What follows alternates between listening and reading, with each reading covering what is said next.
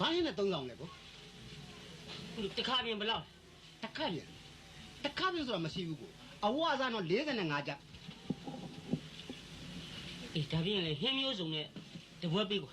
ဟင်းမျိုးစုံဆိုတာဘာကိုခေါ်တာလဲကိုကျွန်တော်လုံးတဲ့တော့ဇန်းနေရှိသွားပြီကိုဒီလိုမာရမျိုးတော့တက်ကမှမတွေ့ဘူးဟာမင်းတင်အားရကောင်မင်းဟင်းမျိုးစုံဆိုတာတို့ဖုန်ကြီးတော့မှာ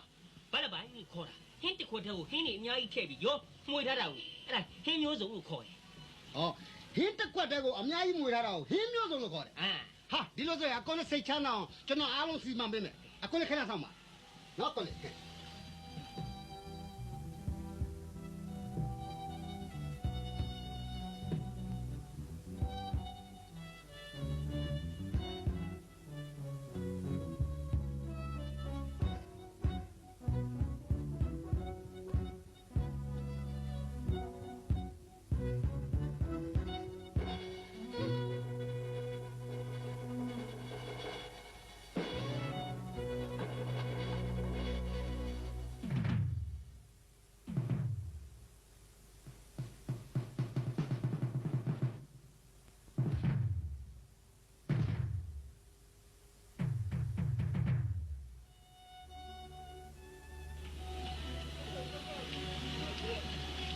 လက်ဆက်ပြပါဦးရဟာလာပြီကိုလေ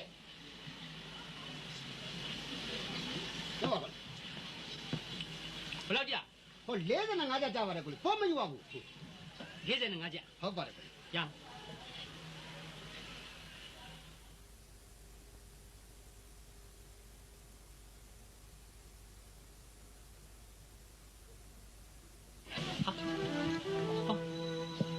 ဒုက္ခပါဗျာလုကြပါဦးညာလုကြပါဦးဘာဖြစ်လို့လဲကိုလေလွယ်တယ်မနော်မွေးဝင်ခွလို့လား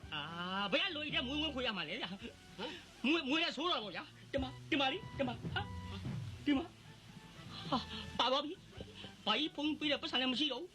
ကျွန်တော်ပတ်စံလည်းပါသွားပြီအယော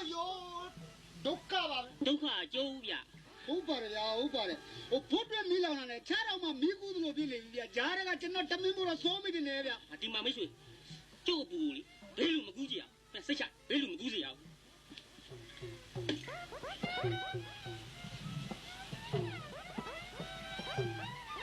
ယော